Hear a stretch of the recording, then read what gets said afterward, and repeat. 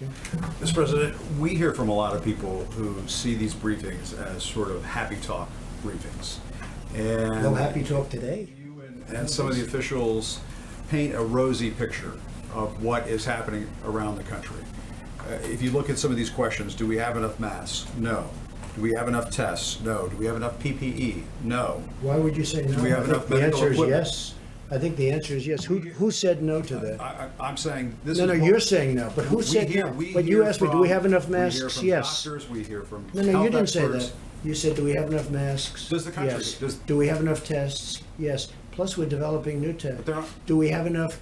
Do we have enough ventilators? Yes. Do we have enough hospital beds? Yes. We've built 20,000 hospital beds. We have enough hospital beds. Go ahead, Jim. Let's go. What do you say to, I mean, you watch the coverage. You know what You're I say? watching a lot of the coverage. Well, a lot of it's These fake news. doctors who- no, no, A lot of it's it's fake not. news. A lot of it's fake news. Let me just When tell the you. doctors The- and the the medical experts come governors- on our air the and governors say that reported- we don't have enough tests, we don't have enough The governor, masks. yeah, depending on your air, they always say that because otherwise you're not going to put them on. Let me just tell you something. The governors have said last night, they had a group of governors, 14 governors, they were together someplace, and they said, it's been unbelievable what's happened. We've been totally responsive. Ventilators. Everyone has the ventilators they need to a point where we're getting calls from foreign countries saying, you have all the ventilators, can we get some? And we're going to try and help some of these countries.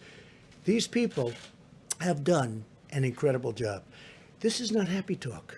Maybe it's happy talk for you. It's not happy talk for me. We're talking about death. We're talking about the greatest economy in the world. One day I have to close it off. And we did the right thing because maybe it would have been 2 million people died instead of whatever that final number will be, which could be 60, could be 70, could be 75, could be 55. Thousands of people have died. There's nothing happy about it, Jim. This is sad talk. This is the saddest, these are the saddest news conferences that I've ever had. I don't like doing them. You know why? Because I'm talking about death. I'm talking about taking the greatest economy ever created. We had the greatest numbers we've ever had in almost every aspect of economics, from employment to companies. Look at the airlines. They were having the best year. Now all of a sudden we have to save them. Okay? There's no happy talk, Jim. This is the real deal. And I've got to make the biggest decision of my life. And I've only started thinking about that. I mean, I've made a lot of big decisions over my life. You understand that. This is by far the biggest decision of my life because I have to say, okay, let's go. This is what we're going to do. When you have hospital administrators. Sure. But you have many doctors that say unbelievable job. I watched this morning, and I watched a certain network, and it wasn't Fox, and you had doctors saying that we've done an incredible job. You just read off these no, no, no. Well, we have ventilators, we have equipment, we have beds. How about beds? I mean, Governor Cuomo just told me a little while ago he's got plenty of beds. In fact, they're having a hard time filling Javits Center. We built them 2,900 beds. So that's not a fair question. When you're Jim, look, sanitizing masks and you're talking about reusing Jim. PPE, obviously you don't have enough. No, excuse me. We have masks. We have everything. And we were trying to get ready for the surge. And a lot of people said it will never happen. Deborah said it. You'll never need that many beds. They said we needed 40,000 ventilators. 40,000. It's like building a car. 40,000 ventilators. People said, I felt it too. You'll never need that many. Guess what? We're the envy of the world in terms of ventilators. Germany would like some. France would like some. We're going to help countries out. Spain needs them desperately. Italy needs them desperately. Mexico needs them desperately. He asked me last night, would it be possible to get 10,000 ventilators? Within a short period of time, I'll be able to help out Mexico. No, Jim, just the opposite of your question. It's not no, no, no. It's yes, yes, yes. We're in great shape.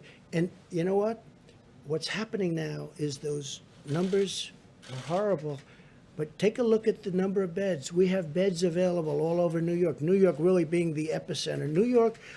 New York has experienced something that has been absolutely horrific.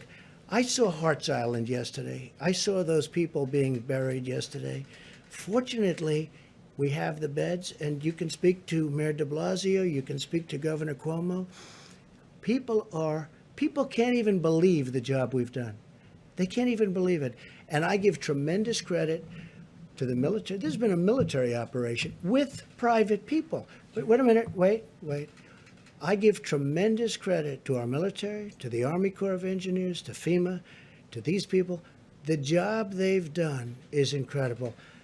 And you shouldn't be asking that kind of a question. Jim, honestly. Had the country been better Okay, look, prepared I really don't believe you're that onset bad a of guy. this? You shouldn't be asking that kind of a question. You should say, you know what? It's been really incredible what's been that's the happening. reality. Jim, nobody's asking. What accumulating governor, tests. let me ask you this. That's not enough What tests for everybody governor, around the country. we have more tests than anybody in the world. We have every, enough for what's needed right we have now. virtually every country in the world calling us, asking us, how do we get these tests that you have? Your testing is the best in the world. How do we get it? They've done a fantastic job. And when you ask a question like that, it's very insulting to a lot of great people. Okay, one more, please.